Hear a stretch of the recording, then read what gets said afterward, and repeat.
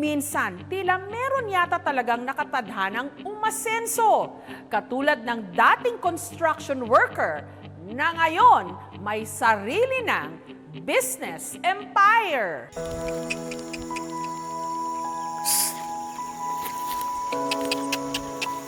Sa lahat ng mga istoryang itinampok namin dito sa KMJS, ang kwento ng batang si Raymark mula Sultan Kudarat na nag-aararo ng 2 ektaryang bukirin para mabuhay, ang pinakatumagos daw sa puso ni Mar. Maliit pa ako, ganito na tinatrabaho ko. Pero sige lang, kakayanin ko para sa pamilya ko, ma'am. Tumulo talaga yung luha ko. Parang gumanon yung balhibo ko. Kasi yung sinabi ni Remark na, biro mo, batang-bata pa ako, pero ganito na yung ginagawa ko. Yan kasi din yung nangyari sa akin eh. Kailangan mong magbanat ng buto sa murang edad. Naranasan kong mag-uling, mag-araro, magsaka. Nagsa-sideline ako mag-hollow blocks, labor, construction worker, simento, tagapala. Pero ang dating construction worker, nakaahon na sa kumunoy ng kahirapan. May sarili na siyang bahay, rest house, mga mamahaling sasakyan, at multi-million peso construction company sa Davao. Paano itinayo ng isang dating construction worker ang matayog niyang mga pangarap?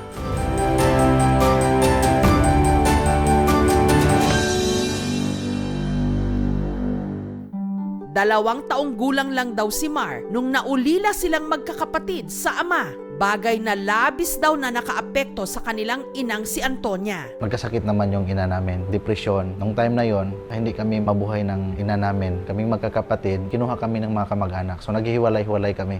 Si Mar dinala ng kanyang lola sa Sarangani. Ang hirap ng buhay namin doon. Sa bangin pa, yung mag-igib ng tubig. Nag-aaral lang kami noon, nakapaalang eh.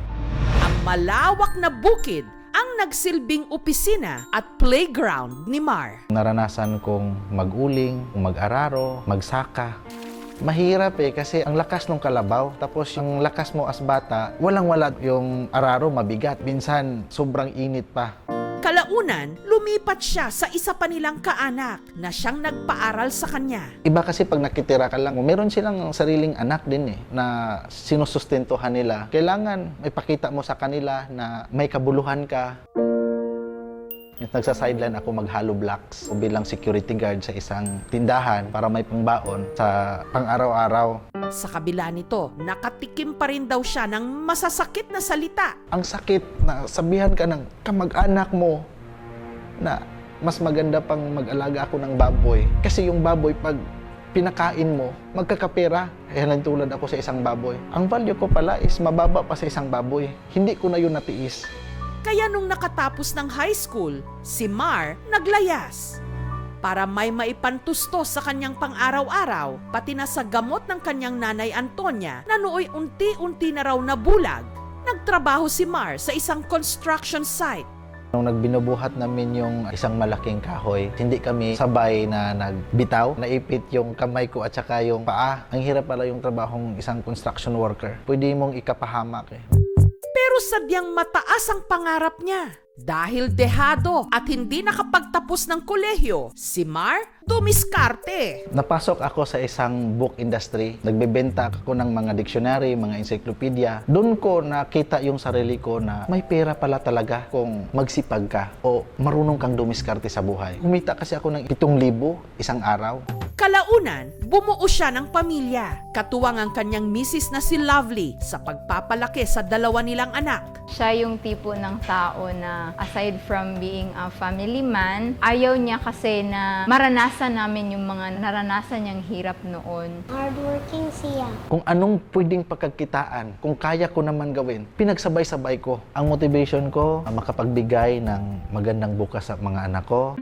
Naryang nagbenta raw siya ng ice candy, nag-networking, at naging ahente ng mga financial institution. Iba pala talaga pag first time mo makahawak ng 50,000 buo, 100,000 buo, feeling mo, mabibili mo na yung lahat ng mabibili. Nag-invest ako, nag-buy and sell ako ng kopra. Hindi nagtagal, nag-shift ako ng negosyo.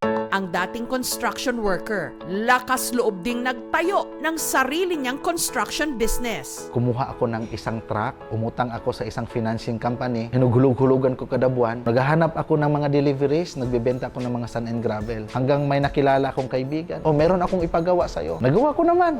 Hanggang ang batang dating nag-aararo sa bukid at nagbabanat ng buto sa construction site, isa na ngayong multi-millionaire construction businessman. Kontraktor na ngayon ng malalaking construction project sa Davao City. Big-time supplier na rin ng mga construction equipment.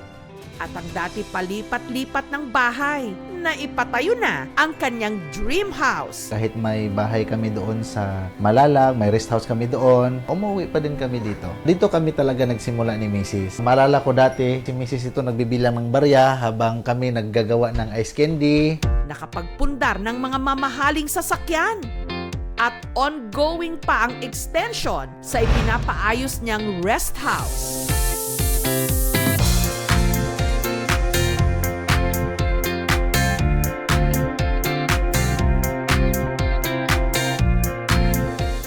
Bilang pasasalamat, si Mar, aktibong miyembro ng kanilang simbahan.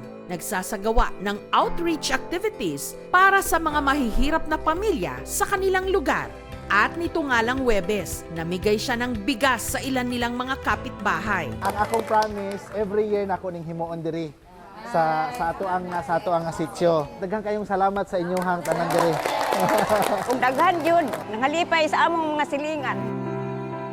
Dagko kayong tabang sa inyo ba? Dili sa sitio.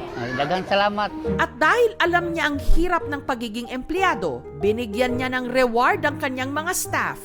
Inilibre niya ang mga ito sa isang high-end resort sa Davao. Grabe siya ka-humble sa iyang employees. Mura rin niya ginatreat as a family. Mabait na boss po siya. Madaling malapitan. Nag-message lang siya sa Facebook at kinento nga niya kung paano ko siya natulungan, lalo sa pagbago ng kanyang financial mindset. Ang una talaga, kailangan wag talaga silang mawalan ng pag-asa. Pangalawa, kailangan talaga nila mag-aral. Mahirap kasi isang bagay pag hindi mo alam kung anong ginagawa mo. Kailangan maghanap ka rin ng mga coach and mentor na talagang pinapaniwalaan mo. Walang shortcut sa success pero you can cut short your learning curve pag natuto ka sa ibang tao. I am very proud sa husband ko. Hindi ko lubos maisip na magiging ganito na yung sitwasyon namin. Kahit sa panaginip man lang, parang hindi ko siya na-imagine. Kaya very grateful kasi wala talaga akong masabi. Sobra yung pasasalamat ko sa kanya. Kasi kahit hindi ko sinasabi, alam niya, binibigay niya sobra-sobra pa. Daddy, I love you for your hard work that you make for us. Bawat isa sa atin may kanya-kanyang hugot sa buhay. Pero nasa atin pa rin ang pagpapasya kung hanggang hugot na lang ba tayo o gagamitin ito bilang pundasyon o inspirasyon para ang ating mga pangarap maabot. Motto ko, I don't believe in destiny. All we have is a choice. Pinaghirapan pinagpaguran, nagsakripisyo. Choice mo yon, hindi destiny.